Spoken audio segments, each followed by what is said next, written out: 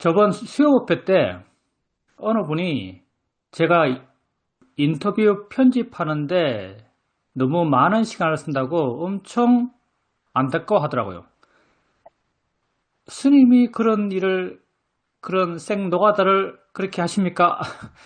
스님이 그런 일을 해도 되겠습니까? 뭐 이런 투어의 말이었습니다. 사실은 법회 형식이 바뀌면서 인터뷰 편집 시간이 많이 는 건 사실이에요. 그분의 말 속에는 어떤 의미가 내포되어 있냐면 스님은 이러이러 해야 된다. 내 상상입니다. 스님은 이런 존중을 받아야 된다. 그분 문맥상 의미를 추출해서 생각해 본다면 스님은 그렇게 하찮은 일을 하면 안 된다. 뭐 이런 의미를 갖고 있는 것 같아요. 여러분이 이 세상에 성스러움이 있겠어요? 신부님, 목사님, 스님 이런 분들을 성직자 이렇게 부릅니다. 성스러울 성자죠. 성직자 이렇게 불러요. 이 세상에 성스러움이 있겠어요? 정말 그런 분 가운데 성스러운 자가 있을까요? 난 지금까지 성스러운 자를 본 적이 없고요. 내 개인적 입장에서 그런 사람이 있을까? 없지 않을까라는 쪽이 훨씬 더 큰 비중을 갖고 믿음이 갑니다. 성스러움은 어디에 있을까요? 우리 다 부족해요. 우리 다 번뇌 가득한 사람이죠. 다 화나고요. 다 욕심나요. 교황은 다를까요? 부족한 사람일걸요? 화나고 욕심날걸요? 뭐 우리나라 불교계 제일 어른이라면 종정 스님이겠죠? 조계종 종정 스님. 다 부족하죠. 화나고 욕심날 거예요. 다 부족한 사람들이에요. 성스럽다는 그 기준 하에서는 다 부족한 사람이죠. 그러면 그 사람들이 우리가 만약 성스럽다라고 생각해 주기 위한 그 사람들이 만약 어떤 사람이면 어떻게 살고 있으면 그러면 저분은 성스러운 분이야 라고 생각해 줄 수 있을까요? 아마 이렇게 생각할 수 있습니다. 교황은 내가 참 말하기가 너무 먼 분인데 뭐 그것도 인간이니까요. 한 인간이죠. 종교를 산 인간입니다. 교황이 계세요. 그분이 화나겠죠. 화나는 마음을 기독교에서 칭찬할 사진이 없고요. 마음이 화냈을 때 하나님 앞에서 참회하고 다음에 그러지 않기를 맹세하고 그리고 다음에 또 화날 때 그 맹세를 떠올리면서 화를 참거나 화를 안 내려고 노력하거나 그런 노력을 한다면 그런 노력을 쉬지 않는다면 진정 그분은 성스러울 거예요. 우리나라 종종스님 마찬가지고요. 우리가 불교를 하고 있으니까 스님들 마찬가지죠. 세인트, 성스러운 분은 없어요. 근데 만약 어떤 사람이 화나는 자기를 보면서 반성하고 욕심나는 자기를 보면서 반성하고 바른 길에 대한 확신이 있고 바른 길을 향해서 자기 말을 바꾸가고 항상 삐뚤어지지만 바르게 가려고 노력하고 이런 사람이 있다면 그 사람에게 우리는 성스럽다라고 말해줄 수 있을 겁니다. 근데 이런 사람이 누구예요? 여러분 근처에 이런 사람 없나요? 여러분 근처에 이런 사람이 있습니다. 그게 누구죠? 여러분 자신이죠. 여러분 자신이에요. 여러분 뭐해요? 여러분은 그 어떤 사람보다도 더 정확한 방법과 더 바른 길에 대한 이해와 더 바른 방향의 실천을 하고 있어요. 여러분 화나요? 여러분 이제는 알잖아요. 화가 나요. 화 안 내야지. 화내면 남이 욕해. 화내는 건 나쁜 짓이야. 이렇게 화를 누르고 참고 하는 게 이게 옳은 길이에요? 아니면 화나요. 화지. 이거 알아지는 거야. 마음이 화내는 거지 하면서 화의 마음에 대해서 가벼워지고 화의 마음에 대해서 자유로워지는 이게 바른 길이에요. 세상에 이 길을 아는 사람은 거의 없어요. 교황 아마 모를걸요. 그분이 훌륭하다고 한다면은 그건 참고 억제하고 표현하지 않고 절제하고 반성하고 새롭게 맹세하고 이런 걸 하는 그런 훌륭함일 거예요. 근데 여러분은 화가 나면, 아, 이거 화지. 내가 하는 게 아니야. 마음이 해. 알아지는 거지. 지가 지일해. 라고 하면서 화를 이해해요. 이게 당위적인 길이 아니죠. 이렇게 보는 게 마땅해가 아니에요. 이게 진실이죠. 내가 화내려 하지 않아도 화는 일어납니다. 지일하는 거예요. 화가 마음이죠. 그게 물질인가요? 화가 마음이에요. 그게 진실이죠. 여러분은 진실을 알려고 하고 진실을 이해함을 통해서 그 삶의 경험으로부터 자유롭게 돼요. 그런 노력을 하고 있죠. 세상에 여러분만큼 성스러운 자가 있을까요? 나는 감히 말하건대 여러분만큼 성스러운 사람은 정말 찾기 힘들 겁니다.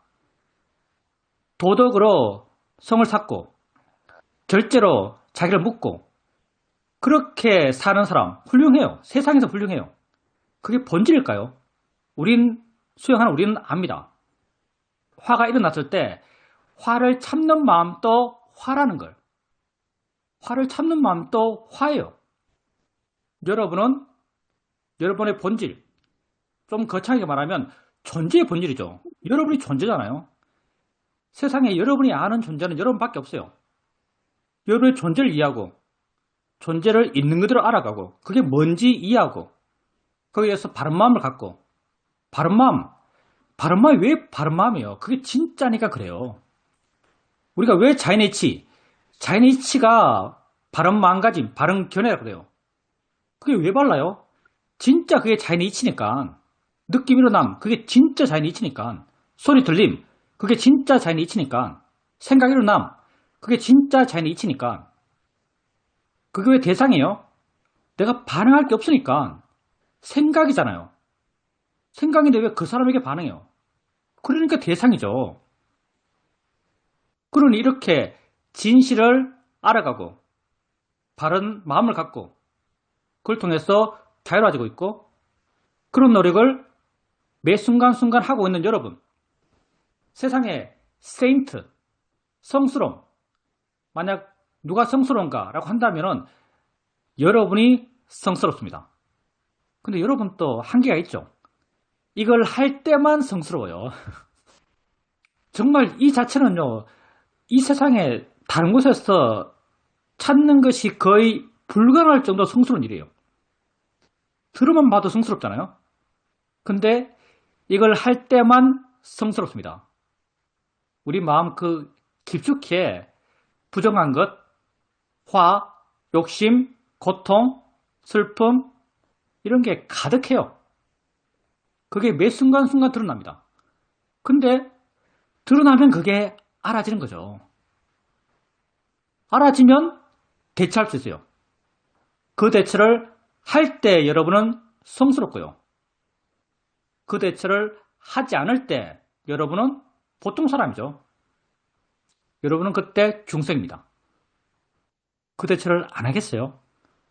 그러니까 여러분 밖에서 성스러움을 찾지 마세요. 거의 없어요.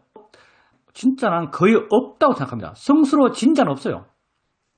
물론 나 잘 모르지만 이 길이 성스러움의 완성, 이게 얼마나 어려울지는 대충 알거든요. 이게 얼마나 어려운 길인지는 대충 알아요. 그게 짐작이지만 내가 나무 따서 바가왔더 삼막삼보 따서 이렇게 할 때 붓다에 귀해요. 번뇌가 전혀 없는 분, 나름 번뇌를 바라봤고 번뇌를 마음으로 이해하고 번뇌를 작용으로 이해하고 그게 생긴 이치는 거의 부지불식간이죠. 부지불식, 이게 생긴 이치예요. 그냥 경험하면 그냥 툭 튀어나오는 거죠. 경험하면 툭 튀어나와요.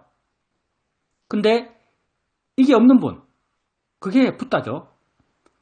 난 붓다에 대해서 나무따사, 바가와또, 삼맥삼보따사 이렇게 하면 항상 번뇌 없는 분, 이게 내 마음에 와닿아요. 왜냐하면 번뇌 일어남의 특성이 약간 이해가 되거든요. 그게 얼마나 통제하기 힘든지, 통제 영역이 아니죠. 그게 없다는 것이 얼마나 거의 불가능에 가까운 일인지 그러니 세상에 성인 된 자, 글쎄 있을까요? 근데 성스러움을 향하는 자, 그런 사람들은 있습니다. 성스러움을 향하는 자는 있어요.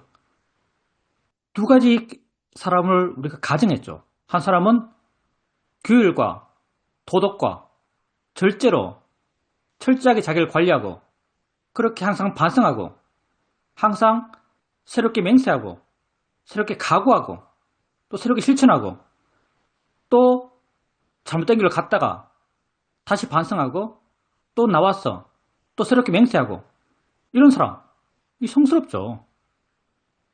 근데 화를 억제하는 마음도 화라는 그 한계를 벗어나지 못해요. 아무리 하더라도 이 길을 아무리 가더라도 화를 참으려고 하는 마음도 화라는 이 한계를 벗어나지 못합니다. 또 다른 자는 붓다의 가르침을 따르는 자죠. 바르게 따르는 자. 붓다는 정말 위대해요.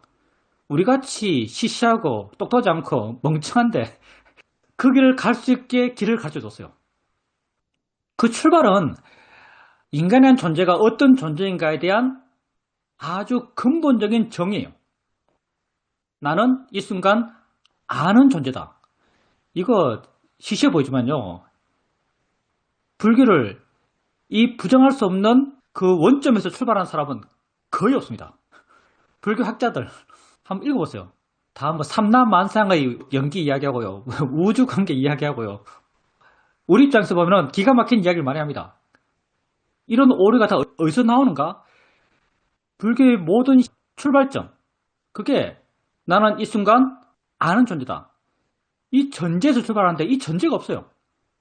그냥 군데군데 사변적인 그런 내용들, 그런 사유들, 그런 것만 끼워 모아가지고 불교라고 말하고 있어요. 그러니 이렇게 꿰이는 게 하나도 없어요. 일관성이 하나도 없어요. 읽어보면. 여러분은 이 순간 아는 존재예요. 여러분은 이런 바른 전제 하에서 여러분을 이해가요. 느낌을 느낌으로, 소리를 소리로, 정말 소리잖아요. 새소리, 새, 이거 내가 만든 거예요. 엉덩이 느낌, 엉덩이, 이거 내 관념이에요. 소리를 소리로, 생각을 생각으로, 그 일어남이 자연의 이치로, 그 일어남을 대상으로. 이게 당위적인 길이 아니라는 걸 아십시오. 마땅히 이래 해야 돼, 이게 아니에요. 이게 진실의 길이에요. 엉덩이 느낌은 정말 느낌이에요. 엉덩이는 관념이죠. 새소리는 진짜 그냥 소리예요. 새는 관념이죠. 고양이 생각은요, 진짜 생각이에요. 고양이는 관념이죠. 자연의 이치는 정말 자연의 이치예요. 그렇게 보면 조화가 아니에요. 일어나는 것은 정말 지속적에서 스스로 일어나요. 그게 진실이에요. 대상은 정말 대상이죠. 내가 좋아할 것도 아니고 싫어할 것도 아니에요. 그냥 알아지는 거죠. 그냥 같이 중립적인 거예요. 이게 진실이에요. 여러분이 자기를 지켜보면서 알아가는 이 모든 수행적 실천들, 그게 진실을 알기 위한 실천입니다. 그걸 통해서 여러분 마음은 변하죠. 어느 방향으로? 오늘 맥락상은 성스러움의 방향으로 변합니다. 그러니 세상의 성스러움, 여러분을 벗어난 성스러움은 없어요. 왜냐하면 알아지는 성스러움은 여러분 자신의 성스러움밖에 없어요. 다른 사람은 뭐 하는지 모르죠. 근데 여러분이 바르게 하는 건 아주 명확하죠. 여러분이 진실을 알기 위한 노력을 매 순간 하고 있다는 것은 아주 명확해요. 그러니 이 순간 느낌 알면서 느낄 뿐이야 라고 하고 있는 이 이상의 성스러움이 어디 있겠습니까? 이 순간 소리 들으면서 소리일 뿐이야 라고 하고 있는 그 이상의 성스러움이 어디 있겠어요? 여러분 밖에서 성스러움을 찾지 마십시오. 거의 없다고 봐도 무방할걸요. 여러분이 성스러워요. 그걸 부탁해서는 나의 거룩한 제자 이렇게 말했죠. 나의 거룩한 제자가 완성된 사람이 아닙니다. 이 길을 바르게 가는 사람이죠. 질문입니다. 제가 행선을 할 때 일어나는 것을 알고 하면서 하고 있습니다. 그때 만보기를 들고 하고 있습니다. 하루에 만보를 채운다는 그 목적을 가지고 하고 있는데 그 마음이 로바가 있다라고 알게 되었습니다. 그리고 또 어떻게 하면 알아차림이 끊이지 않고 계속 이어질까 하는 마음도 있습니다. 그래서 있는 듯 없는 듯한 그 마음을 계속 관찰하려면 어느 정도 내 안에 마음을 두어야 하는데 내 안에 마음을 둔다는 게 뭘까 하는 그런 궁금증도 생깁니다. 어떤 견해가 있는지 알면서 이제 알아차림이 계속 이어지고 있는지 그것을 살펴보고 있습니다. 일상생활에서 좌선과 경행을 하면서 마음이 계속 움직이는 것을 지켜보는데 이것이 바른 수행이 아닌가 생각합니다. 하루 일과 중에 오전에는 비교적 수행이 좀 잘 알아진다라고 생각되는데 오후에는 손주를 봐주니까 수행하는 것이 만만하지 않습니다. 손주를 돌보면서도 이 알아차림이 어떻게 계속될 수 있을까라는 것을 고민하고 있습니다. 손주를 보면서 알아차림할 수 있는가? 알아차림 하기 위해서는요, 가치가 약해야 돼요. 가치와 지혜는 반대로 가죠. 지혜가 있을 때 알아차림이 자연스럽게 이어져요. 손주를 볼 때 알아차림하기 힘들죠. 왜? 가치가 아주 강하기 때문에 그래요. 손주가 떨어지면 큰일 난 일이고요. 손주가 다치면 또 큰일 날 일이죠. 이렇게 그런 염려로 마음이 강하게 곤두서 있는 상태에서 알아차림이 이어진다는 것은 굉장히 힘들어요. 그러면 어떻게 돼야 될까요? 이게 가치, 우리가 이제 수행할 때 가치를 줄인다 이렇게 말해요. 이건 사실 설명적 편의를 위해서 하는 말이고요. 수행하는 사람이라 하더라도 가치는 있습니다. 단지 그 가치에 국집하지 않을 뿐이에요. 지혜 있는 사람, 붓다라 하더라도 미얀마 있을 때 아주 재밌는 주제였죠. 붓다에게 꽃과 똥을 주면 꽃을 취할까 똥을 취할까. 그게 우리 정말 심각한 주제였습니다. 밤새도록 토론했어요. 하나는 잡아야 됩니다. 붓다씨요. 여기 똥과 꽃이 있습니다. 뭘 잡으시겠습니까? 우린 그때 답이 안 나왔어요.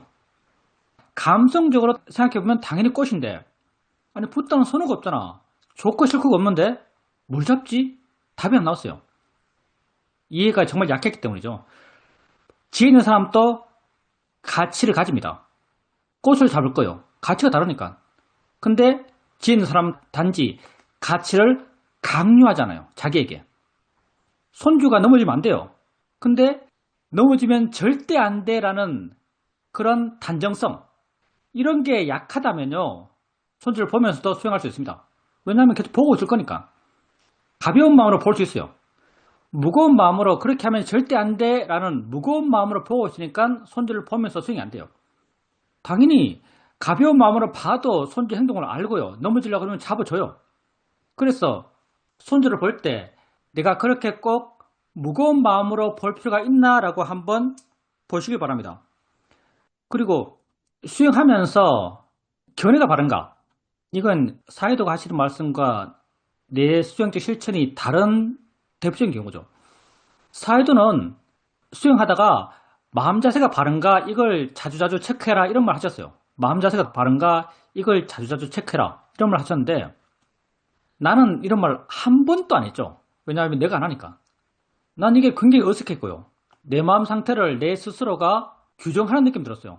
아 지금 화내, 지금 욕심이네 하는 이런 것도 내가 내 마음 상태를 정의하는 원래는 마음은 그냥 흘러가고 있는데 거기에 사진 찍듯이 이 마음은 이래라고 단정하는 그런 게 자연스럽지 않아서 나는 안 해요. 내 마음 상태가 어떻지 이것 안 합니다. 바른 견해가 있는가 이거 안 해요. 차라리 바른 견해를 일으킵니다. 요즘은 내가 바른 견해를 일으킬 일은 거의 없고요. 내가 일으킨다면 관심 있는가 이것 보는 게 내 노력의 방향이죠. 관심 있는가. 관심의 대상은 딴 것 없고요. 관심의 대상은 현재 있다는 것. 여기에 대해서 관심 있는가 이게 내 노력의 대상인데 내 마음에 바른 견해가 있는가 모르겠습니다. 각자 수행의 길이 다르기 때문에 걸어왔던 수행의 길이 다르기 때문에 내 마음에 바른 견해가 있는가 이것보다는 내 입장에서는 발행기를 차라리 그냥 일으켜주는 게 좀 더 자연스럽지 않나 하는 생각이 듭니다. 내가 느낌 알고 있다면 알아지는 거지. 소리 듣고 있다면 대상이야. 이렇게 하는 게 훨씬 자연스럽지 않나 생각을 합니다. 물론 이건 내 생각이라고 내가 밝히겠습니다. 그리고 내 안에 마음을 둔다. 내 안에 마음을 둔다. 이걸 그렇게 어렵게 생각할 필요 없습니다. 내 안에 마음을 둔다는 것은요, 나를 알고 있으면 내 안에 마음을 두는 거예요. 그리고 우리가 마음을 계속 봐왔고요. 마음에 나름 익숙하고요. 내가 뭘 볼 때 약간의 마음의 방향성이 느껴져요. 내 마음의 방향성이 나를 향하고 있다는 느낌이 있지 않나요? 자기를 알 때. 마음의 방향성이 나를 향하고 있다는 느낌이 들어요. 이게 내 안에 마음을 두는 겁니다. 이걸로 충분하고요. 그리고 알아차림을 어떻게 이어지게 해나갈 수 있을까? 알아차림을 이어지게 하려면요, 이어지게 할 생각이 없으면 이어지고요. 아이러니한 표현이지만 실제 그래요.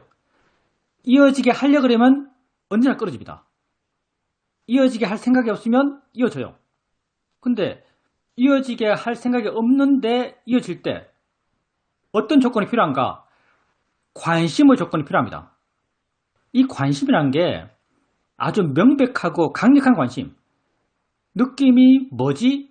마음이 어떻게 느끼지? 이것도 사실 관심 갖기 위한 질문이에요. 이렇게 구체적이고 강력한 그런 관심이 아니고요.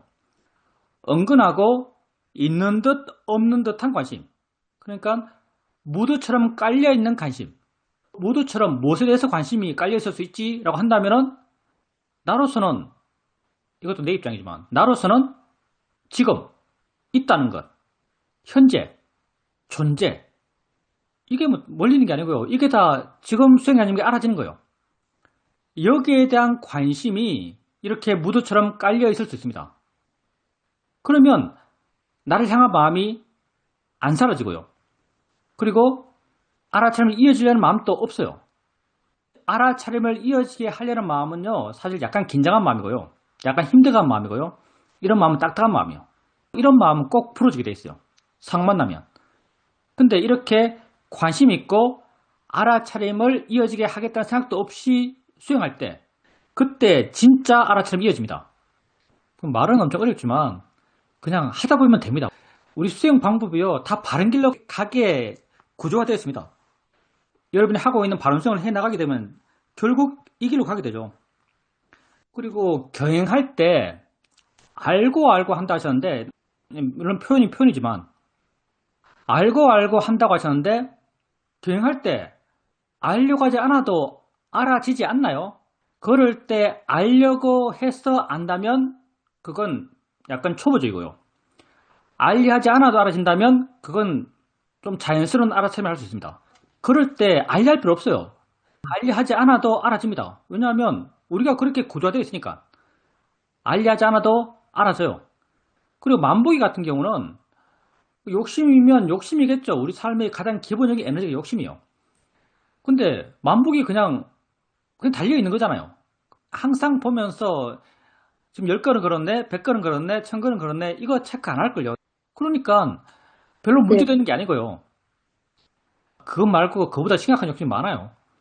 그러니까 만보 채우는 정도 욕심 가지고 그렇게 대단한 욕심을 생각할 필요 없어요. 그러니까 만보 채우십시오. 방편적으로 건강에 도움 될 겁니다. 근데 그게 마음의 장애냐면 장애라고 할 수 있어요. 왜 장애인가? 만보를 못 채운 날 되면 기분이 나쁠 거니까. 만보를 못 채운 날이 있으면 기분이 나쁩니다. 그게 장애면 장애예요. 만보를 못 채워도 아무렇지 않는 마음이 더 바람직하지 않나 라고 말한다면 그게 더 바람직해요. 집착이 없는 마음이 더 바람직하죠. 근데 현실적으로 건강을 위해서 하고 있다고 정해놓고 있고, 그 정해놓은 걸 지키는 것은 좋아요. 근데 지키지 않았을 때는 마음이 안 좋아지죠. 이게 우리의 업의 결과들인데, 이것도 신경 쓰지 마시고요. 기본적으로 어떤 마음을 가지면 되냐면요, 내 마음 조건이 그러하면 상황 따라서 일어나요. 일어나면 바르게 보겠다.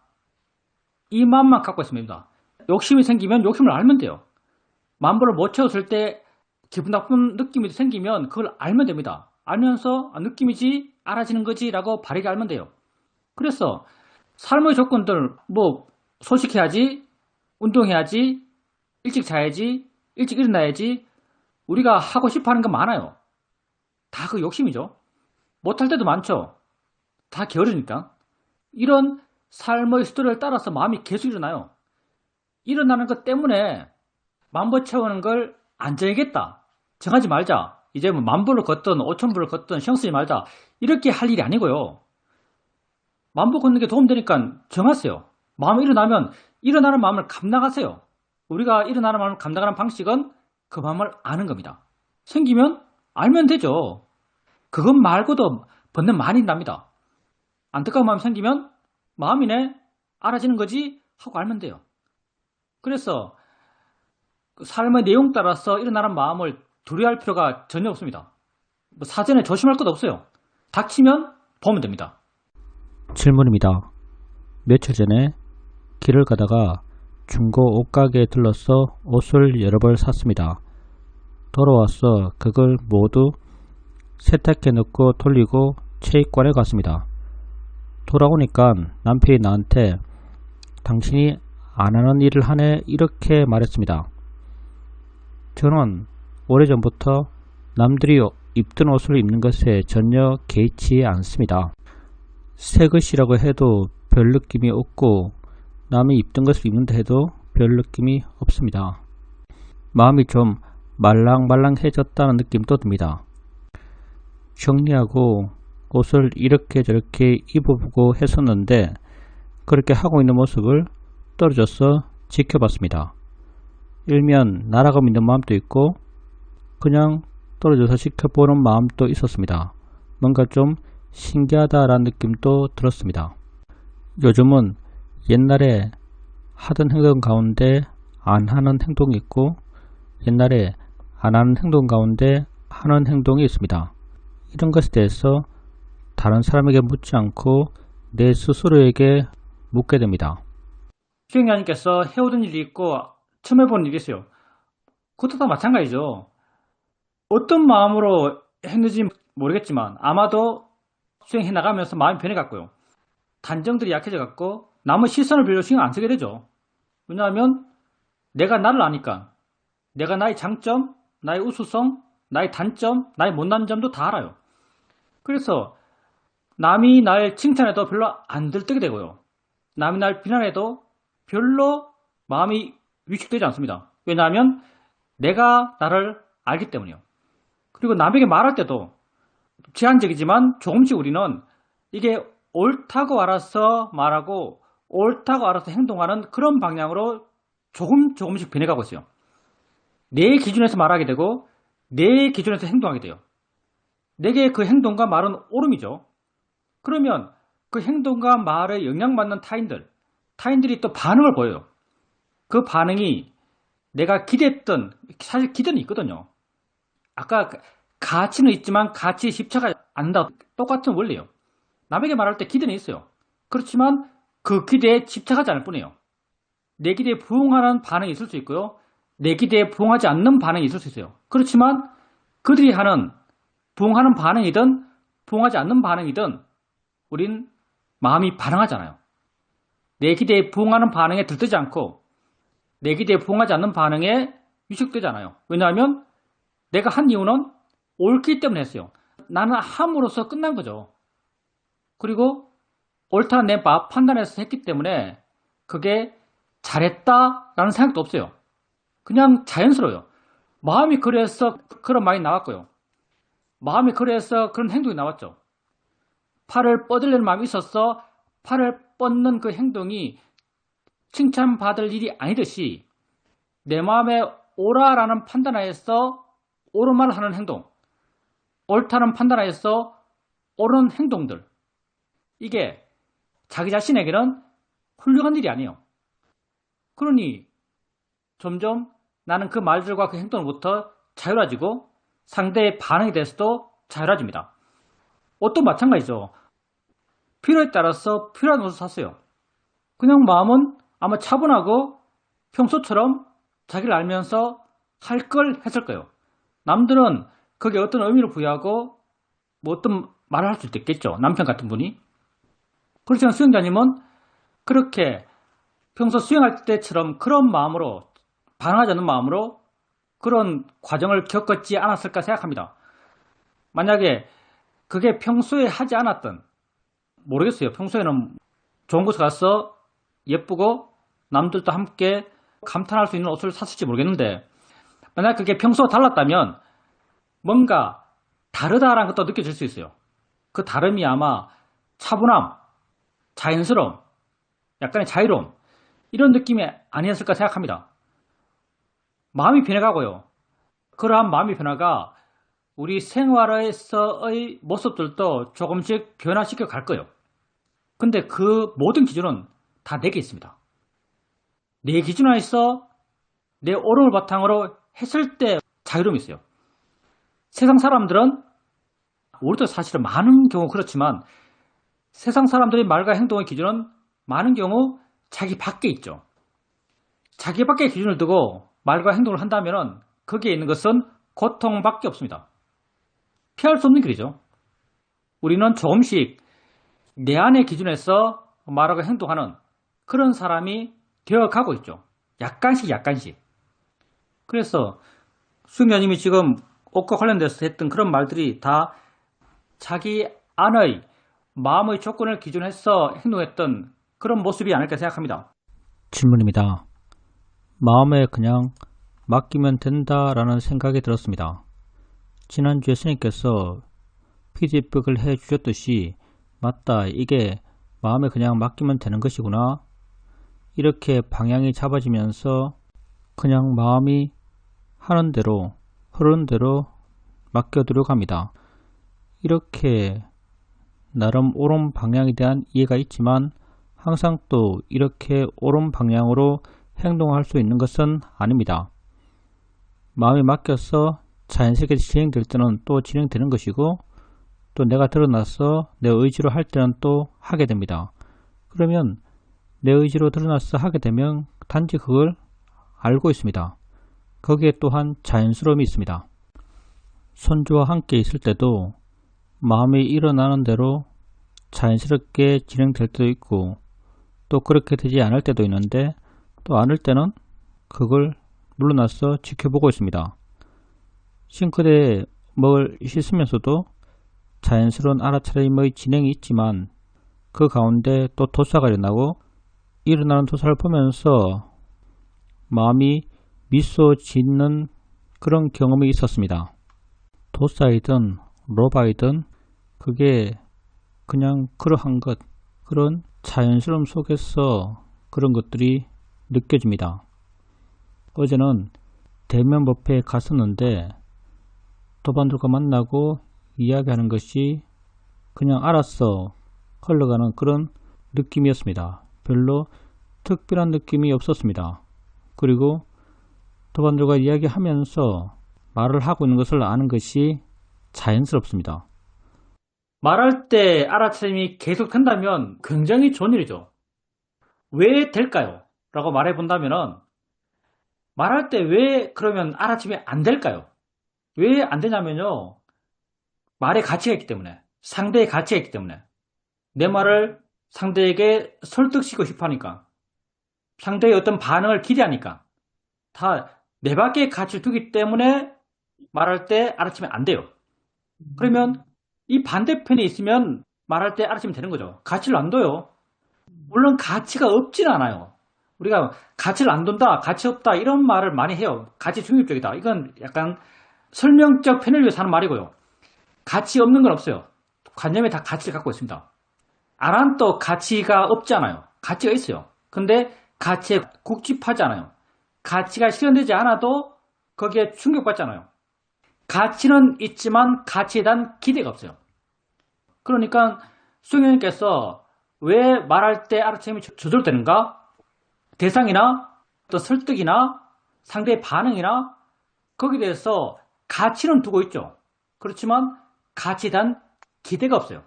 그렇기 때문에 말할 때 알아차림하는 게 아주 쉬워요.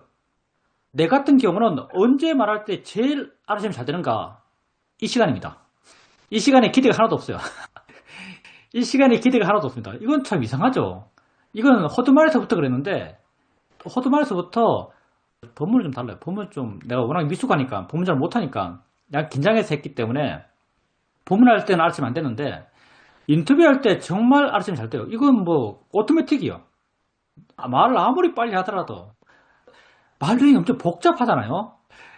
내가 하는 말이 여러분이 얼마나 인정할지 모르겠지만 내 입장에서는 굉장히 인과를 따지면서 하거든요. 앞뒤를 계속 맞춰가면서 해요. 별로 노력하지 않지만 그냥 맞춰지는 거지만 내 입장에서는 그 나오는 대로 막 하는 말은 아닙니다. 인과를 굉장히 따지면서 해나가요. 근데 복잡하다면 굉장히 복잡한 말인데 이렇게 말하면서 알아차리는 게 굉장히 쉽습니다. 왜? 가치에 대한 기대가 없기 때문이죠. 그래서 기대가 곧 고통이다라고 생각할 수 있고요. 수행자님께서 친구와 말하면서 법회 때 인터뷰하면서 그럴 때도 말하면서 수행하는 게 자연스럽다면 엄청 좋은 일이고요. 그리고 마음에 맡겨야 된다. 이건 어쩌면 우리 수행의 키인지 모르겠어요. 우리가 수행하면서 이건 이렇게 돼야 돼, 저건 저렇게 돼야 돼라고 하면서 수행의 상을 좀 재단해서 번데거리가 좀 약한 상태, 내 마음을 끌어당기는 대상들이 작은 곳, 그리고 계를 지키고 정된 상태에서 화 안 내고 욕심 안 내고 마음이 깨어있고 마음이 깔끔하고 자유롭고 그런 상태에서 수행하는 것, 이렇게 되기 위한 조건들을 염두에 두고 수행을 하는 경우가 많아요. 근데 이게 다 바람이고요. 이게 다 나의 개입이고요. 내 노력이고요. 이렇게 노력하고 개입하고 마음에 힘이 들어가면 마음이 딱딱해져요. 이런 알아차림은 결코 이어질 수가 없을 거예요. 근데 지금 말씀하신 수행자님의 자세, 일어나는 건 상황 따라서 일어날 대로 일어날 거야. 일어나면 난 단지 보면 돼. 화나면 화 알고, 두려우면 두려움 알고, 마음이 게을러지면 게으른 마음 있네, 마음이 게으르네 라고 알고, 마음이 둔해지면 둔함을 알고, 뭐가 되었던 일어나는 것, 그 무엇에 신경 쓰지 않고 그 무엇이 어떻게 돼야 된다는 단정을 빼고 우리가 이걸 수용한다, 항복한다 이렇게 말하죠. 이 말이 그렇게 가벼운 말이 아니에요. 쉽게 되는 것도 아니고요. 뭐가 생겨도 상관없어. 그냥 생길 게 생겼어. 생기면 난 단지 바르게 볼 거야. 이런 자세가 정말 철저하다면, 이런 자세의 힘을 계속 키워간다면 생긴 것에 대해서 사전에 준비하지 않고 사전에 조시해보지 않고 마음이 이렇게 자유롭고 생길 테면 생겨, 난 단지 알 거야, 이게 기본적인 태도가 되고 이런 방향으로 마음 힘이 좋았을 때, 이렇게 되었을 때 진실로 알아차림을 이어지게 해나갈 수 있을 거예요. 왜냐하면 생기면 어떡하지라는 그 걱정 한 토막이 알아차림을 끊어놓습니다. 이런 상태로 만들면 수행이 잘 될 텐데 하는 이 한 생각이 알아차림이 없는 순간이에요. 진정한 자연스러움은 항복한 마음에서 생겨납니다. 그걸 이제 수행자님께서는 마음이 맡긴다 이렇게 말씀하셨죠. 생길 테면 생겨, 그냥 난 알 거야, 이런 태도가 되었을 때 진짜 수행이 자연스럽게 될 수 있습니다. 우리가 이런 태도가 돼야 돼요. 사실 말은 맨날 했습니다. 수용해라, 항복해라, 될 대로 되라, 이게 될 대로 되라죠. 근데 수행에서는 계속 재단해요. 빨리 청소하고 수행해야지 이런 거죠. 빨리 청소하고 수행해야지, 빨리 정리하고 수행해야지, 마음이 좀 둔한데 한숨 자고 수행하자, 깨끗한 마음으로 수행해야 되니까, 다 이런 거예요. 이런 거 다 집어치우고요. 될 대로 돼. 둔하면 둔한만 말면 되고, 화나면 화나만 말면 되고, 게으르면 게으른만 말면 되고, 그냥 알면 되는 거예요. 이게 자연스러운 것이고요. 이게 이어지는 것이고요. 이게 나도 모르게 내 내면에서 힘을 키워가는 길이고요. 그리고 이 힘 키워짐은 같이 줄어듦으로 영향 줄 거고요. 가치가 줄어들면 이전에 수없이 일어났던 그런 일어남이 약해지고 더 마음은 쉽게 수용적이 되고 더 쉽게 내가 하려는 마음이 안 생기고 그냥 되어지고 그냥 흘러가는 거죠. 이런 방향의 알아차림, 이것만이 진정한 알아차림의 이어짐이 가능할 거예요. 그래서 수행에서 이런 자세 중요하고요. 이런 자세가 돼야 됩니다. 될 대로 돼. 난 이 순간 오직 알 뿐이야. 알면 돼. 이게 내 일이야. 이렇게 갖는 그런 마음이 우리 수행의 기본적인 자세가 되어야 됩니다. 그렇게 되었을 때 진실로 알아차림이 이어질 수 있을 거예요. 질문입니다. 인터뷰에 대해서 생각하면서 내가 수행을 열심히 하지 않았는데도 불구하고 인터뷰를 잘 하고 싶어 하는 마음이 있음을 알 수 있습니다. 주중에 어떤 수행 경험이 있었고 이걸로 인터뷰 해야지 라고 생각했는데 시간이 지나면서 또 잊어버렸습니다. 오늘 생각난 것은 내가 왜 이렇게 알아차림이 이어지지 않을까 이런 의문이 있었는데 그 결론은 바른 견해가 확고하지 않기 때문에 알아차림이 이어지지 않는다라고 생각됩니다. 만약 바른 견해가 확고하다면 알아차림이 이어지지 않을까 생각합니다. 한 번은 어떤 것을 누구에게 줄까라고 생각했습니다. 나는 단지 딴 생각 없이 그냥 주면 좋겠다고 생각했는데 돌이켜 생각해보면 그 사람이 오해하고 너무 넘겨짚어서 부담스러워하거나 오히려 그게 나중에 내게 더 크게 안 좋은 영향을 줄지도 모르겠다는 생각을 하면서 그 생각을 접었습니다. 우리 수행은 뭔가 자기가 나서서 나에게 뭔가 해주기보다는 그가 요구하면 해주는 이런 약간 수동적인 입장이 되는 것 같습니다. 저도 그렇게 생각합니다. 지극히 지혜로우면 지극히 수동적이 될 거예요. 대표적으로 부탁께서 성도하시고 맨 처음 하는 생각이 세상 사람들은 번뇌에 빠져있고 내 법은 너무나 심오했어. 그 사람들에게 법을 전하는 것은 나만 수고로울 뿐이다. 이렇게 아시고 법을 안 전하려 하죠. 약간의 뭐랄까 스토리적 설명이지만 법을 안 전하려 했어요. 법을 안 전하려 한다기보다는 내 생각에 아예 생각이 안 났을 거예요. 마음이 지극히 고였을 거니까 의도가 없었을 거니까 아마 생각이 안 났겠죠. 어디로 생각이 튀겠어요. 일어난 생각이 거의 없었을 거예요. 의도가 거의 없었으니까. 단지 상상이지만 근데 뭐 산바트란 천인이 와가지고 세상에 눈에 먼지 작게 낀 사람이 있으니까 그 사람들에게 법문하면 그 사람들이 법을 이해할 겁니다 라고 붓다에게 권청을 하죠. 권청을 해요. 그렇게 충격을 받고 반응을 해요. 수동적인 거죠. 지극히 지혜로우면 수동적일 거예요. 왜냐하면 할 일은 많이 별로 없으니까. 근데 우리가 중생이잖아요. 중생이고 세상에 가치가 많아요. 가치가 많아서 수동적으로 살아야지라고 생각할 필요 없습니다. 능동적인 일들도 많고요. 보면 판단이 되죠. 그가 내게 요구하지 않더라도 내가 해주는 게 옳다라고 생각되는 게 있어요. 그걸 해야죠. 내 마음이 붓다 같이 그렇게 지러운 건 아니에요. 아란처럼 그렇게 번뇌없지 않습니다. 그렇게 가치가 옅지 않아요. 강한 가치들이 많습니다. 그런 가치 속에서 할 걸 해야죠. 근데 할 걸 할 때 내 기준에서 하길 바랍니다.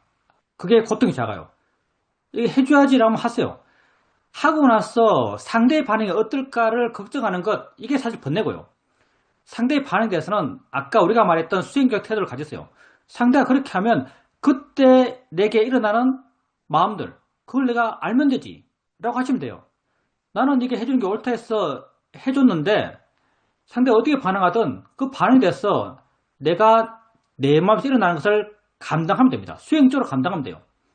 나는 이게 해주는 게 옳은데 그가 이렇게 반응하면 어떡하지? 그러면 내게 큰 충격인데 하면서 걱정하면서 해주는 걸 포기하지는 마십시오.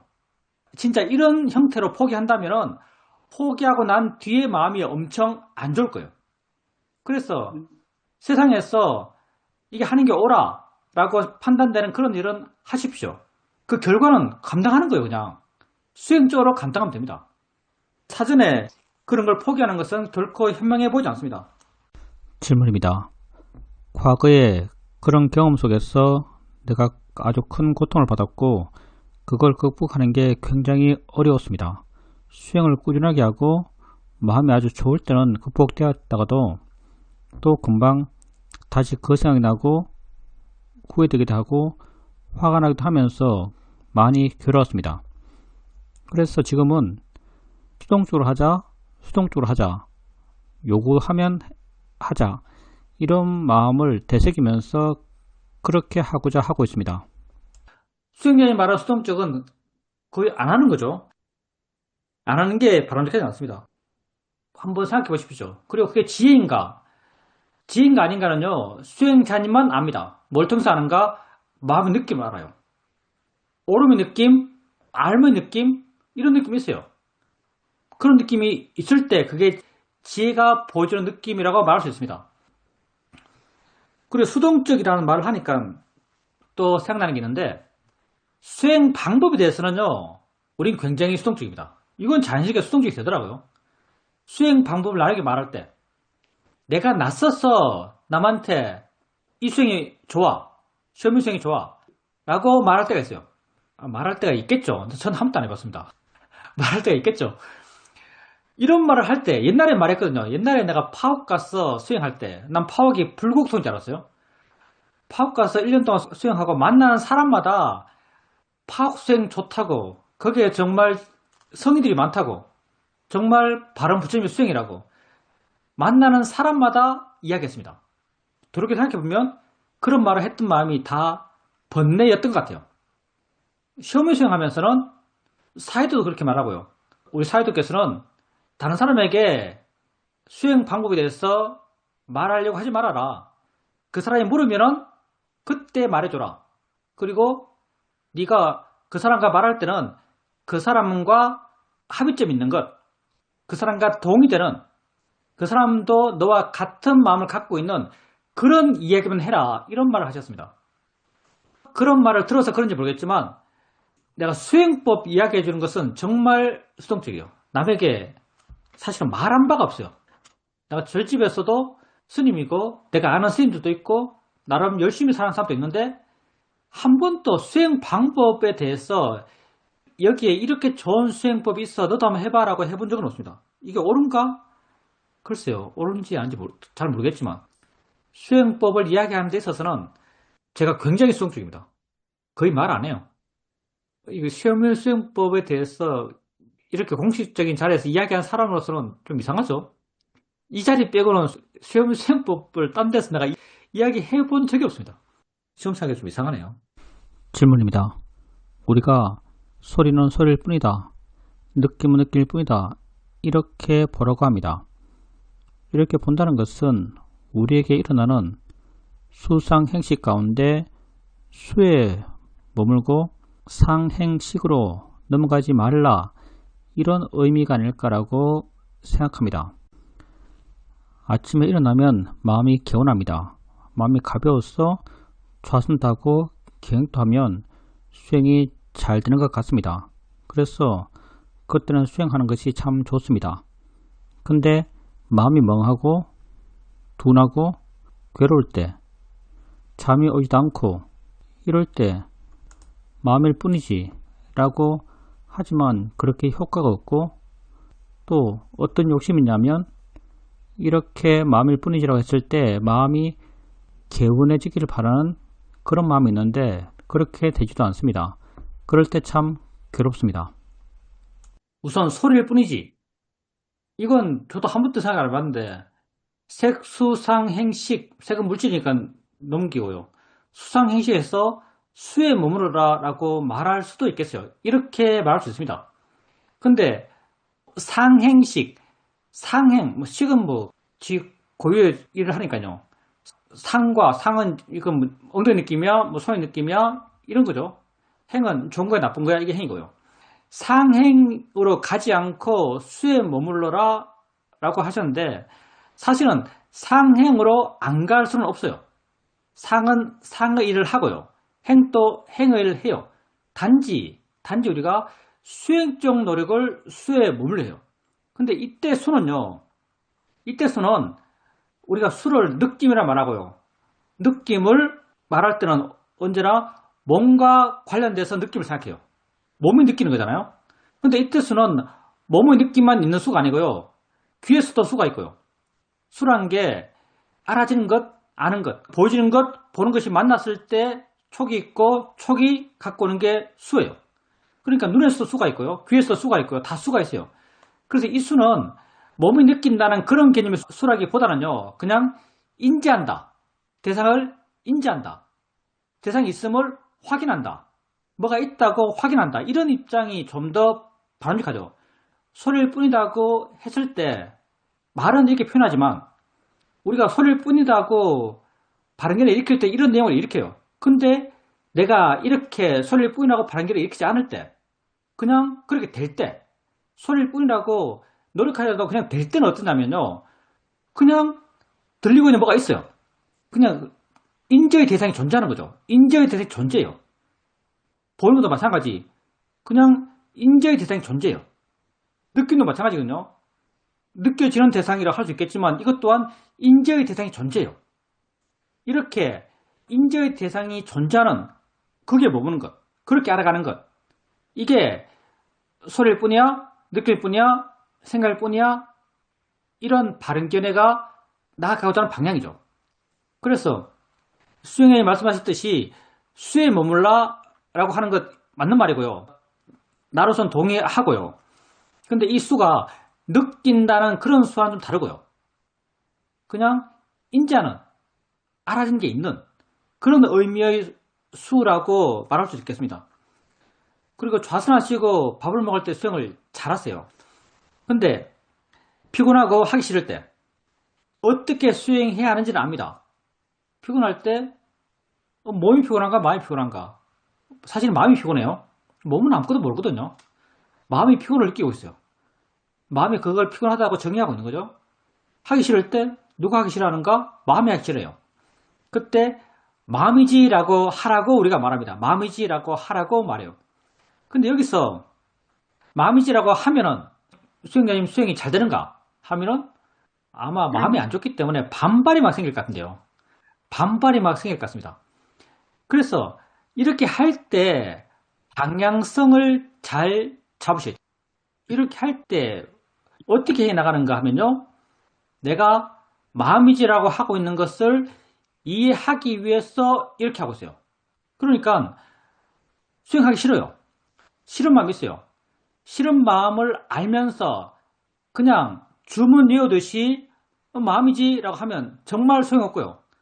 어쩌면 이게 역효과가 될 수도 있고요. 이거 왜 해? 라는 반발이 생길 수 있습니다. 마음이라고 하면서요, 그 싫어하는 마음을 정말 있는 그대로, 싫어하는 마음을 마음으로, 작용으로, 성질로 한번 이해하려는 마음을 일으켜보세요. 마음이 싫어해요. 그러니까 일반적인 평범한 마음을 살짝 돌렸어요. 마음이 싫어하는 게 아주 당연한 거고 어쩌면 아주 평이한 거죠. 근데 한번 마음의 각도를 살짝 뒤틀면요, 마음이 싫어해? 마음지가 뭔데 싫어할까요? 졸려요?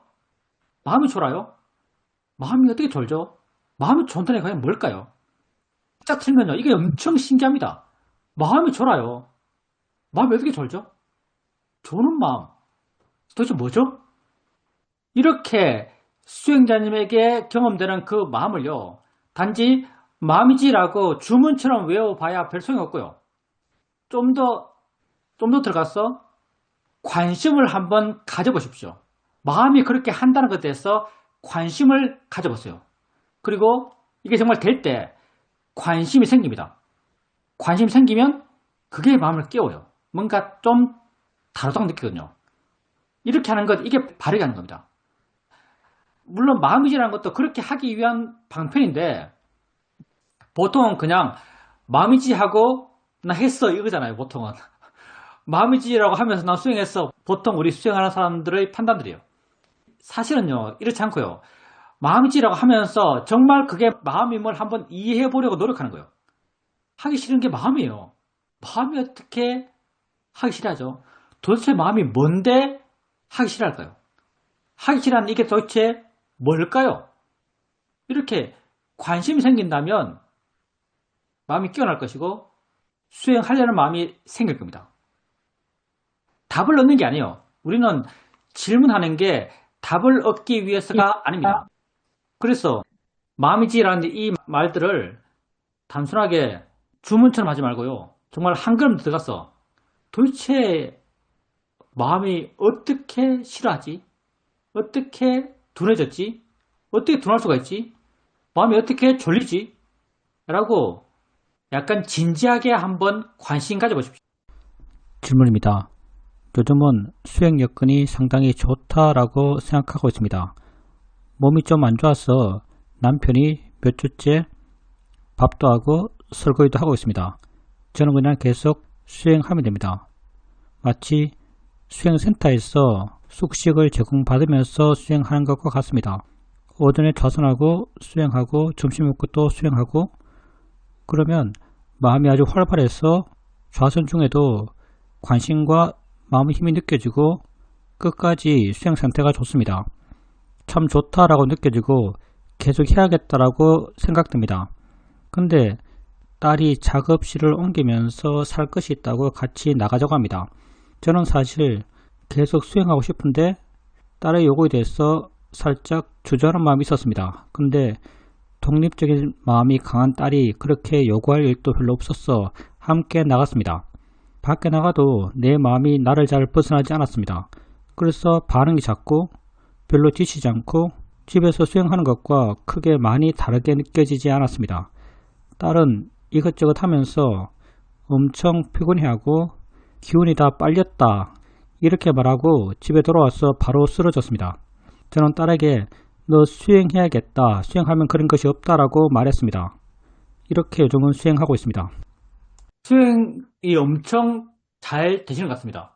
아까 좌선할 때 좌선 상태에서 표현했던 그 표현들이 마음이 엄청 활기차게 느껴집니다. 그런 활기참들이 다 이해를 바탕으로 한 것이고요. 마음이 좋기 때문에 그런 거죠. 계속 그렇게 하고 싶어하는 마음이 생기죠. 수행하는 게 참 좋다라고 느껴져요. 계속 해야겠다는 생각도 들죠.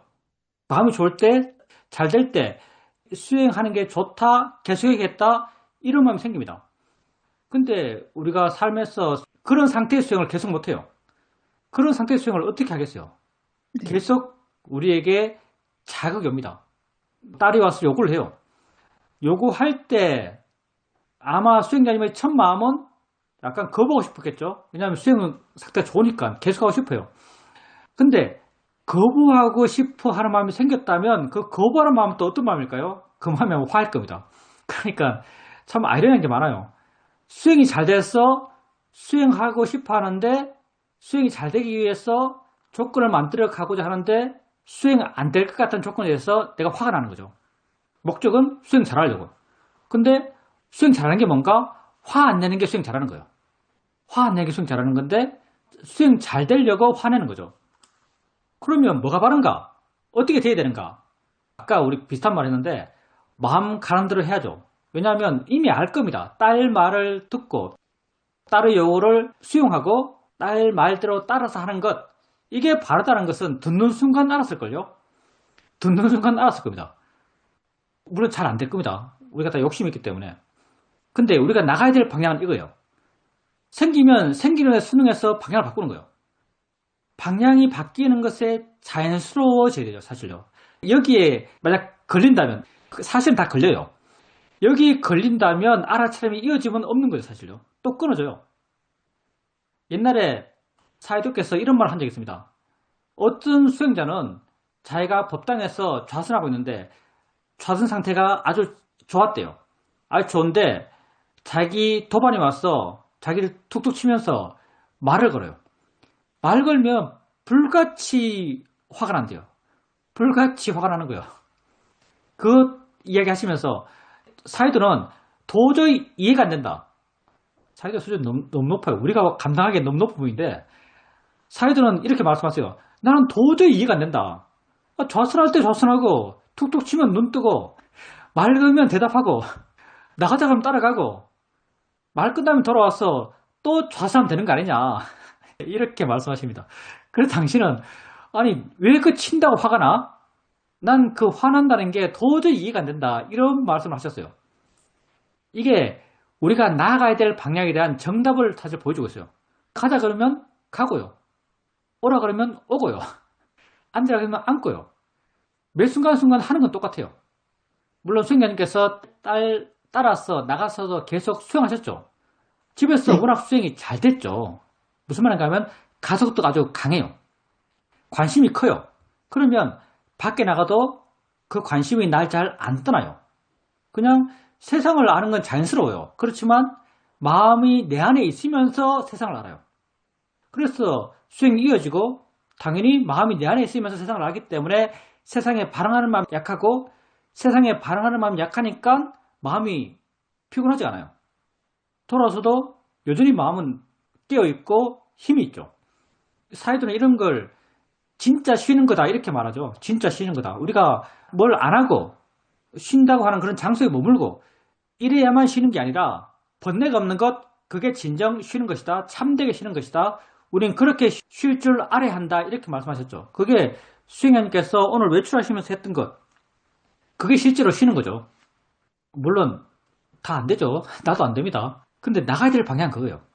이게 아까 말했던 그거죠. 수용하는 자세. 뭐든지 생겨요. 생기면 그 생김을 통해서 내 삶의 방향성이 바뀌어지면, 내 생활의 방향성이 바뀌어지면 그 따라가는 거죠. 따라가 봐야 나의 경험은 봄, 드럼, 느낌, 생각, 만, 냄새죠. 누가 와서 날 툭툭 쳐도 내 삶의 경험은 봄, 드럼, 느낌, 생각, 맛, 냄새예요. 어떤 상황, 어떤 시간, 어떤 사건 속에서도 내 삶, 내 존재의 모습은 똑같죠. 내 이해도 똑같고요. 나의 태도도 똑같고요. 내가 해야 할 것도 여전히 똑같습니다. 그래서 근본적인 입장에서 보면 뭐가 생겼다 해서 내가 싫어할 이유가 하나도 없어요. 근데 다 그 일이 생기기 이전 상황에 대해서 내가 좋다고 판단하고 좋다고 판단하는 순간 이미 욕심이에요. 수행자님께서 남편이 밥 해주고 밥 먹기만 하고 설거지 할 필요도 없고 마음이 내 안에 머물게 되고 좌상이 되면 항상 마음이 끼어있고 이어지고 있고 아는 마음이 되었던 실전 법이 되었던 현재 관심이 있고 지혜도 느껴지고 그런 모든 상황에 대해서 수행 잘 된다 판단하고 그러면서 수행자님 마음에 그 상황에 대한 욕심이 있는 거죠. 그 상황에 욕심이 있어요. 정말 좋으면 좋은 줄 몰라요. 여기까지 가기 힘들겠지만 가야 될 방향이 이거라는 거죠. 좋다고 알면 이미 그 뒤에는 욕심이 도사리고 있어요. 욕심이 이미 있어요. 좋다고 아는 순간 이미 욕심이 있어요. 그냥 과정이죠. 그냥 진행이요. 그게 그럴 뿐이에요. 물론 그렇게 해나가면서 우리 마음은 조금씩 그렇게 되어가고 있습니다. 그렇게 될 수밖에 없는 수행을 하고 있고요. 그게 그냥 그런 거예요. 그게 그냥 그걸 할 때 아까 말했던 사회자가 말했던 그런 수행자의 모습을 보여줄 수 있을 겁니다. 그렇게 되기 위한 방법은요. 뭐 딴 것도 없고요. 지금 하는 것처럼 하면 됩니다. 지금 하는 것처럼 하면 그리 가요 우리가. 질문입니다. 요즘 수행하면서 알아지는 것이 생겼을 때 우선 그것을 받아들이고 지켜보면서 거기에서 무엇을 배울까를 생각합니다. 그렇게 수행하고 있습니다. 대상이 생기면 받아들여요. 이게 기본적인 마음 태도죠. 이런 태도가 있어야 되고요. 그리고 그걸 지켜봐요. 지켜볼 때 방향성은 실제의 방향이에요. 느낌을 느낌으로, 소리를 소리로 이렇게 보는 것. 이게 실제의 방향, 보의 방향이죠. 거기서 뭘 배울 것인가? 이건 좀 방향성이 약간 애매하죠. 뭘 배울 것인가? 뭘 배울 거 없고요. 느낌을 알아갈 때 느낌을 느낌으로 이해하려고 하는 것, 내지는 느낌을 대상으로 이해하려는 것, 느낌을 자연의 이치로 이해하려는 것, 이렇게 내가 대상을 지켜보고 있는데 지켜보는 그 대상에 대해서 이해의 방향은 이미 배웠어요. 우선 그건 뭐의 방향이고요. 자연의 이치야 대상에 한 방향이고요. 느낄 뿐이라는 방향이에요. 이런 우리가 이미 배운 그 느낌을 바라보는 방향, 그 방향을 내가 보고 있는 것에 투영된 그 시각에서 그걸 이해하려고 하는 것. 이게 우리가 수행하는 그런 태도라고 말할 수 있습니다. 내가 지켜보고 있는 것을 법으로서 이해하려는 마음을 일으키는 것, 그게 그 선생님께서 해야 될 수행적 태도라고 말할 수 있습니다. 질문입니다. 요즘 수행하면서 내 수행의 주된 대상이 뭔가 이렇게 생각해 볼 때 소리가 있고 느낌 등이 있습니다. 그렇지만 그 중에 가장 주된 수행의 대상은 생각인 것 같습니다. 생각이 끊임없이 생겨나고 있습니다. 이렇게 생각을 알아갈 때 생각을 대상으로 이해하고 있는가 또는 생각을 아는 마음을 알고 있는가 이렇게 물어볼 때가 있습니다. 그러면 생각이 일어나는 것을 알고 있는 마음을 관찰한다 라고 알아집니다. 좀 불분명할 때는 좀 더 힘을 줘서 물어보기도 합니다. 그렇게 알아차림을 이어지게 해 나가려고 하고 있습니다. 그리고 어저께는 오랜만에 매장에 나갔는데 매장에 먼 친척이 찾아왔습니다. 친척과 앉아서 차를 마시면서 이야기를 하는데 내가 어떤 말을 하려 할 때 그 말이 이 상황에서 적절한지 혹시 친척에게 불쾌감을 주지 않을지 순간순간 판단하고 할 말을 하고 하지 않을 말을 하지 않는 나 자신을 알 수 있었습니다. 그러면서 수행의 이익이 순간순간 확인되었습니다. 요즘은 삶의 패턴이 아주 단순하기 때문에 수행하는 것이 그렇게 어렵지 않고 할 수 있는 만큼 조금씩 이어지게 해 나가고 있습니다. 요즘 엄청 열심히 하시는 것 같아요. 마음이 엄청 가벼우신 것 같습니다. 친척과 얘기할 때 그런 판단들을 의도적으로 하면은 너무 복잡하거든요. 근데 그 사장님 마음에 끼어 있고 알아채면 자연스럽고 그런 것들이 알아져요. 의도 같은 게 알아지는 거죠. 뭐 어떤 말을 하려고 하는, 어떤 단어를 쓰려고 하는 이런 게 마음에 알아져요. 알아지면 판단은 마음지가 스스로 합니다. 이 말 하는 게 옳은가? 적당한가? 이런 판단들은 마음이 스스로 하고요. 이런 마음이 스스로 했을 때 수행자님에게 자연스럽게 어떻게 말하는 게 옳겠다. 어떻게 말하는 게 바람직하다. 이런 답이 나오고요. 이런 답이 나오는 방향으로 말하게 되면 실수를 안 하게 되고 스스로도 그 자기가 한 말에 대해서 만족하게 됩니다. 이게 자연스럽게 되었을 거라고 생각합니다. 자연스럽지 않고 억지로 한다 그러면 억지로 한다면 거의 할 수가 없는 일이에요. 너무 힘들어서. 말할 때 즉흥적으로 상대가 하는 말에 대해서 반응하지도 못하겠죠. 근데 이게 자연스럽게 되었기 때문에 그런 바른 판단과 바른 말들, 적정한 말들을 할 수 있었을 겁니다. 다 그게 수행자님께서 평소에 수행을 해 나가시고 마음이 좋았고 마음이 가볍고 힘이 있었기 때문에 가능했을 거예요. 수행을 하는 데 있어서 주된 대상이 생각이다라고 말씀하셨는데 그럴 수 있습니다. 왜냐하면 생각이 여러분에게 가장 큰 고통을 주는 거예요. 그리고 가장 내용이 분명해요. 사회생활을 하고 있다면 더 하겠죠. 내용이 심각해요. 마음의 자극이 큰 거죠. 그래서 어떤 수행 대상이 주됐냐 내지는 어떤 수행 대상이 가장 비중이 있느냐 하면 당연히 생각이 가장 비중이 있을 겁니다. 그러면 생각을 어떻게 알 것인가? 우리가 생각으로 알아라 이렇게 말해요. 생각을 알 때 그냥 그런 게 있다고 아는 것 이렇게 알면 가볍게 알아요. 아까 인지되는 것이 존재한다 이렇게 말했는데 오온 이야기할 때 어느 분은 인터뷰에서 그렇게 알아가요. 그냥 알아진 게 있어. 생각이 있어. 뭐가 있네. 이렇게 알면 가벼워요. 그렇게 알 수 있다면 그렇게 아시고요. 이게 법으로서 알아간다라고 말할 수도 있습니다. 있다는 게 법의 가장 보편적인 특성입니다. 있다는 것. 그래서 생각의 내용에 대해서 크게 신경 쓰지 않으면서 있네라고 알면 돼요. 인지됨이 확인되면 돼요.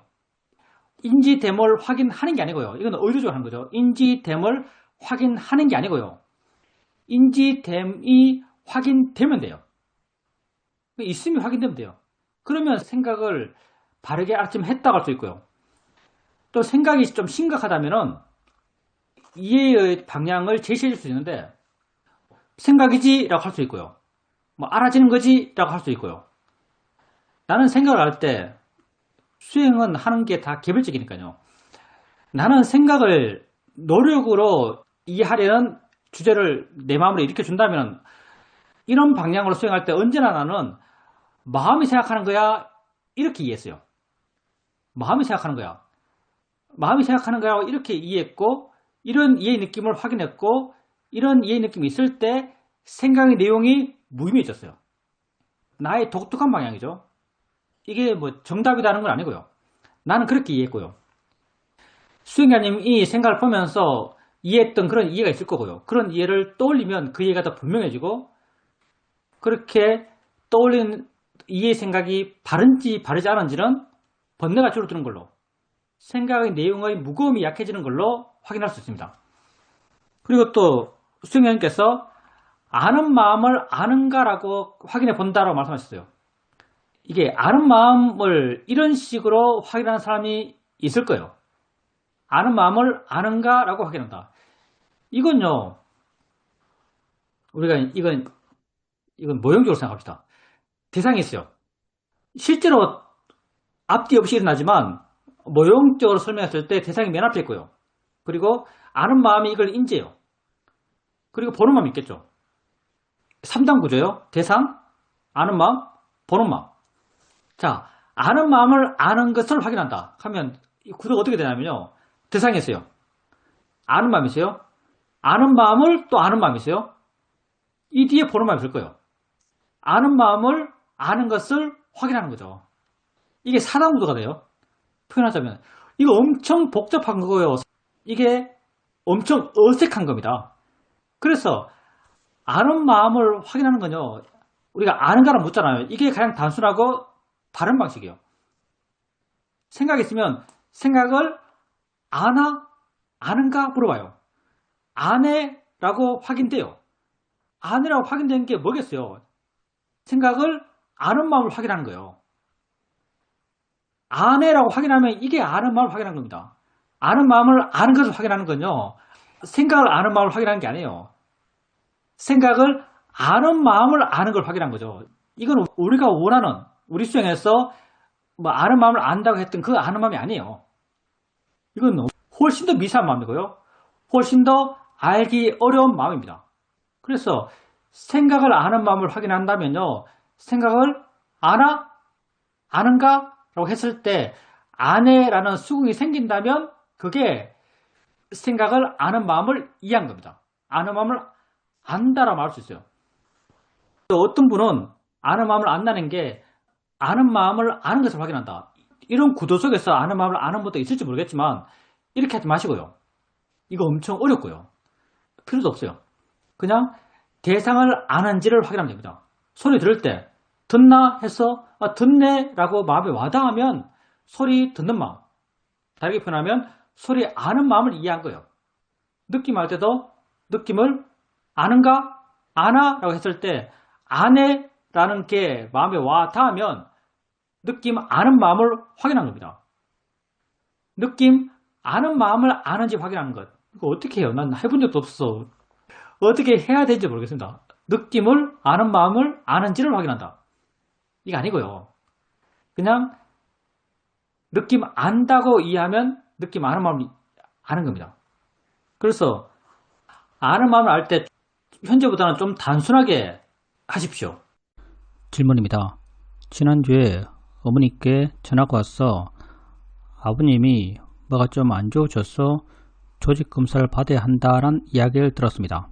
옛날에도 몸이 안 좋으셔서 검사하고 수술하고 하면서 아주 크게 고생하셨고 한동안은 건강하게 잘 사시는데 다시 뭔가 안 좋은 게 생겼다라고 생각되었고 앞으로 어떻게 할 것인지 어떻게 진행될 것인지 어떻게 내가 준비할 것인지 이런 것에 대해서 무수한 생각들이 많이 일어났습니다. 한순간 이렇게까지 생각하는 것은 좀 오바다라는 생각도 들었지만 또 한편 필요한 생각이다. 준비를 해야지. 이런 생각도 있었습니다. 그렇게 생각이 진행되고 생각을 지켜보면서 생각을 했던 것 같습니다. 이렇게 생각을 지켜보면서 하다 보니까 조금씩 생각은 여전히 있었지만 좀 의무가 약해지고 좀 덜 불안해졌습니다. 생각을 보면은 생각이 사라진다라는 그런 말도 있었지만 이런 생각은 그렇게 사라지지는 않습니다. 단지 지켜보면서 좀 덜 불안해지고 그 가치가 조금씩 약해진다라고 느껴졌습니다. 스님은 아는 마음을 안다고 하셨는데 그렇게 따지고 보면 사실 아는 마음을 아는 게 아닌가라는 생각도 들었습니다. 왜냐하면 대상이 중요한 것이 아니고 대상을 따라서 그냥 알아지는 것을 아는 거다. 그리고 알아지는 것을 아는 마음이 있다는 것, 그것을 아는 거다 라고 하셔가지고 그러면 그거는 세 번을 아는 것인데 라는 생각이 들었습니다. 근데 또 방금 스님께서는 대상을 아는지를 확인하면 된다라고 하셨어. 그러면 두 번 하는 건가 하는 그런 마음도 듭니다. 글쎄요, 두 번 안다는 표현도 그렇게 적절치 않은 것 같고요. 그냥 대상이 있어요. 대상이 느낌이고 소리고 뭐 생각이겠죠. 소리 안다고 이해하면 그게 안 오면 아는 것이고요. 소리 아는 느낌이 있다면 그게 안 오면 아는 것이고요. 느낌 안다고 이해되면 안 오면 아는 것이고요. 느낌 안다는 그런 수고의 느낌 그런 게 있다면 그게 안 오면 아는 것이고요. 다 마찬가지죠. 그러니까 대상을 안다고 이해하면 돼요. 대상을 안다는 걸 아는 걸 확인하는 것 이게 아니고요.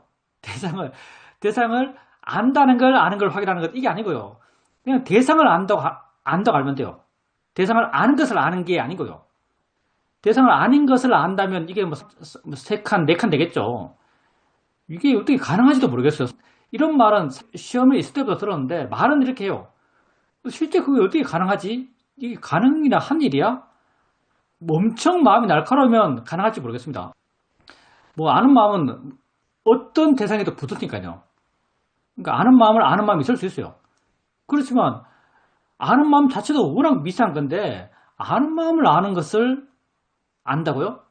그거 알기 굉장히 힘들걸요. 근데 대상을 아는 것은 쉽잖아요. 느낌 안에 느낌이 있으니까 느낌 분명하니까. 그래서 어려운 아는 마음이나 쉬운 아는 마음이나 똑같은 마음이에요. 쉬운 걸 이해하는 게 효율적인 거지 어려운 걸 이해할 필요가 없습니다. 어차피 결국은 똑같은 거니까. 결국 도착점은 똑같아요. 그래서 아는 마음을 아는 걸 하지 말고요. 너무 어려우니까. 설령 그게 있다 하더라도 된다 하더라도 너무 어려워요. 아는 마음을 안다는 것.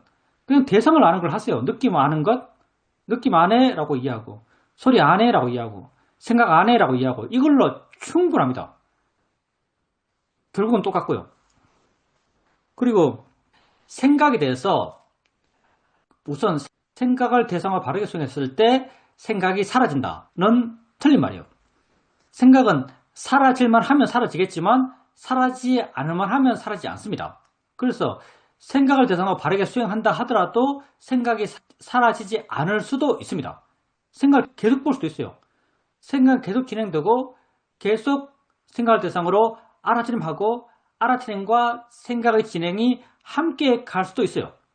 그래서 생각이 사라지는 것이 바르게 생각을 알아차림하는 증거는 못 됩니다. 그리고 아버님과 관련된 이런 스토리는요. 수행 대상으로서는 정말 힘든 대상이에요. 왜냐하면 가치가 너무 크기 때문에요. 가치가 너무 큰 이런 생각들은 에너지가 굉장히 강해요. 생각하고자 하는 마음이 굉장히 강하죠. 어디 가나 이상이 나요. 어디 가나 이상이 굴러가고 있어요. 이걸 수행 대상으로 볼 수 있는가 하면 지속적인 수행 대상으로는 거의 못 볼 거고요. 만약에 너무 마음이 상상해서 불안한 상황을 부풀려서 더 큰 불안을 가져오고 그게 문제시되고 했을 때 정상으로 돌아가자라고 하면서 수행할 수 있어요. 그때는 견해를 바르게 하는 것 이게 필요하고요. 수행자님은 주로 생각을 계속 알아차림했다 이런 말씀 하시는데 이렇게 강한 의미가 보이던 생각은 알아차림하는 걸로는 별로 마음의 자유를 못 주고요. 객관성을 못 띄고요. 바른 견해를 일으킨 게 필요하고 이때 바른 견해는 생각이잖아 라고 해주세요. 수행자님께서 수행해 오면서 생각을 보면서 알게 모르게 지혜를 키워왔을 거고 그런 지혜가 있을 겁니다. 생각이잖아 라는 이런 방향의 이해가 있을 때 생각의 내용에 대한 집착이 약해져요. 좀 마음이 순간 좀 놓여요. 이 정도가 이런 내용의 생각에 대해서 할 수 있는 최선이라 이렇게 생각합니다. 가끔 마음은 오버하니까요. 번뇌는 오버합니다. 그럴 때 이거 생각이잖아 라고 하면서 브레이크를 걸어주세요. 생각이잖아. 그랬을 때 좀 덜 괴로워요. 그리고 좀 객관적이 되고 좀 합리적인 생각을 하게 됩니다. 그래서 이런 내용의 생각을 하는 마음을 우리가 수행 대상으로 하기는 정말 힘들지만 가끔 마음을 일으켜서 바른 견해를 일으켜 주십시오. 생각이잖아. 알아지는 거지. 이렇게 바른 견해를 일으켜 주세요. 그때 생각하는 마음이 좀 가벼워지고 마음이 좀 객관적이 되고 좀 덜 번뇌스러운 마음으로 객관적인 생각을 할 수 있을 겁니다. 그렇게 된다는 보장은 없어요. 근데 이게 바람 방향이기 때문에 이런 노력을 하십시오. 그것밖에 지금 이런 내용의 생각에 대해서는 할 수 있는 게 없는 것 같아요. 질문입니다.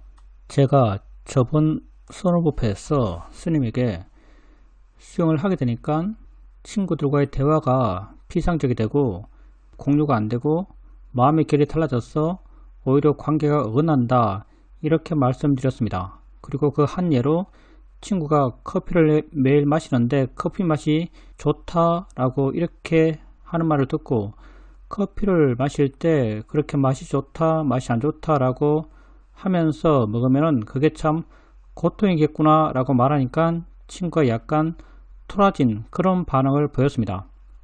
스님께서는 그런 말을 할 수는 있지만 친구의 반응에 대해서 내가 이렇게 반응할 필요는 없다라고 말씀하셨습니다. 스님께서 수행을 하면서 가치에 대한 기대를 줄이라고 말씀하십니다. 그럼 제가 친구의 관계에서 수행에 대한 이야기를 할 때 어떤 것에 가치를 두느냐 생각해 봤더니 제가 수행에서 모든 것은 대상이다. 대상일 뿐이다. 이걸 알면 고통이 줄어든다 라고 친구에게 말하면 친구가 수긍하고 인정하고 공유하고 가치를 나랑 함께 좀 나누고 싶다.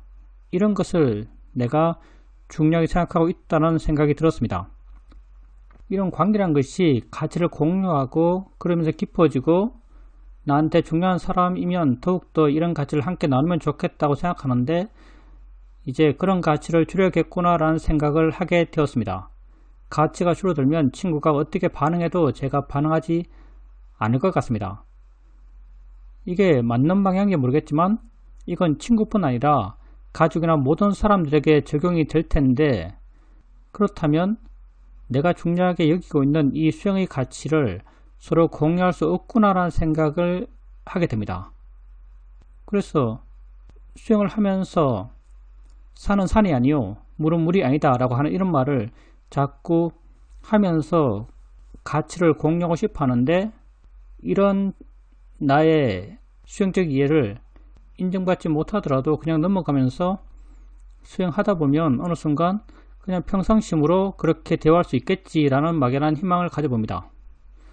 이것도 순전히 내 생각인데요. 수행의 가치는 거의 공유되지 않습니다. 왜냐하면 수행의 가치는요, 굉장히 포괄적인 조건들 필요해요. 나의 조건이 필요한 게 아니고요, 상대의 조건이 필요해요.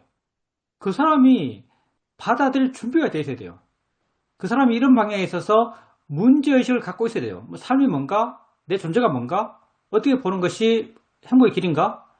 이런 것에 대한 문제의식을 갖고 있어야 돼요. 그런 사람에게 말할 수는 있겠죠. 공유 가능성이 있어요. 근데 이런 사람은 세상에 드뭅니다. 이런 사람은 세상에 드물어요. 그래서 수행의 가치는 공유되지 않습니다. 거의 공유되지 않는 것 같아요. 내가 아까 이런 말 했잖아요. 내가 이 법회에서 지금 10년 이상 동안 수행 이야기하는 사람이에요. 수행한 지는 2004년부터 위파사나 수행을 했으니까 벌써 몇 년이야? 20년 됐죠? 20년 동안 위파사나 수행을 한 사람이죠. 근데 내가 내 근처에 있는 사람에게 내 가족을 포함해서 뭐 가까운 도반들을 포함해서 수행 이야기를 해본 적이 단정적으로 이야기할 수 있습니다. 단 한 번도 없습니다. 수행을 해본 적이 단 한 번도 없어요. 전 이게 공유될 거라는 기대가 조금도 없어요. 말해봐야 소용없다는 게 나로서는 너무나 분명해요. 왜냐하면 아무 관심이 없거든요. 이런 쪽에 마음의 준비가 전혀 없어요. 이런 쪽에 존재에 대한 고뇌가 전혀 없어요. 존재에 대한 고뇌, 자기 자신에 대한 통찰, 고민 이런 게 전혀 없는 사람한테 이런 이야기를 아무리 해봐야 전혀 그 사람들에게 흡수가 안 됩니다. 그 사람들에게 영향을 못 줘요. 우리가 보는 길은 기본적으로 말로 하자면 무아의 길이라고 표현될 수 있어요. 우리가 가는 길은 무아의 길이에요. 수행자님께서 뭐 수행에 대해서 이런저런 말을 하더라도 결국 그 한 가닥은 무아로 봐라 이거예요. 사실은 네가 무아야 이거예요. 세상 사람들은 유아로 살아가죠. 세상 사람들은 유아로 살아가요. 그게 가장 뿌리 깊은 바탕이에요. 내가 사는 거예요. 내가 아는 것이고 내 것이고 이게 세상 사람들이 자기와 세상에 대해서 갖고 있는 가장 뿌리 깊은 기본 전제죠. 근데 수행자님이 다양한 형태로, 다양한 시각에서 접근을 해나가겠지만, 결국 그 한 핵심적인 내용은 무하다는 거죠. 무하다. 네가 아니야. 그냥 일어나는 거야. 이런 이야기를 해요. 이런 이야기가 그 사람들에게 통할 리가 없잖아요. 통할 리가 없어요. 그래서 수행의 가치는 기본적으로는 공유되지 않는다 라고 난 생각하고요. 근데 만약 그 사람이 정말 자기 존재를 고민하고 어떻게 봐야 될지를 번민하고 있다면 그때는 나서서 이야기해 줄 수 있겠죠. 그때는 나서서 이야기해 주는 게 바르겠죠. 근데 수행자님이 자기의 노력으로 자기 에너지를 일으켜서 나서서 이야기해 주는 것, 이건 거의 실패의 확률이 굉장히 높습니다. 왜냐하면 그 사람이 높은 확률로 자기 존재에 대해서 관심 있는 사람이 아닐 거니까, 존재 본질에 대해서 고민하는 사람이 아닐 거니까, 아주 높은 확률로 그냥 내가 있다는 유아적 삶에 만족하며 살고 있는 삶일 것이니까. 그래서 수행의 가치를 공유하려는 마음을 좀 버리는 게 수행자님 마음의 평화에 도움이 될 겁니다. 질문입니다. 그래서 약간 내가 고민이 있다면 친구와의 관계가 이렇게 피상적으로 그냥 만나서 그냥 그렇게 흐르다가 헤어지기 때문에 인간관계에서 점점 물러나고 좀 약간 쓸쓸하다, 이런 느낌이 있는 것이 저의 현재 고민입니다. 그 사람들이 갖고 있는 가치, 그 사람들이 갖고 있는 가치가 수행자님에게 전혀 가치 없는 게 아니에요. 수행자님도 그런 가치를 어느 정도 공유하고 있거든요. 그래서 그 사람들과 수행자님의 가치가 함께 만나는 부분을 이야기하면 돼요. 똑같은 가치를 갖고 이야기하면 됩니다. 그리고 네. 그 가치를 이야기하면서도 수행자님은 자기 가치를 내면적으로 실현하면 돼요. 말한 줄 알면서 말하는 거죠. 이게 수행자님 자신의 가치를, 수행적 가치를 내면적으로 실현하는 거예요. 내 안에서 할 일이지 내 밖으로 내가 이거 하고 있으라고 말할 건 못 돼요. 세상에서는. 우리끼리는 그렇게 이야기하는 게 좋겠지만 세상에서 이것 이야기할 게 못 돼요. 왜냐하면 사람들이 공감해 주지 않습니다. 공감할 수가 없죠.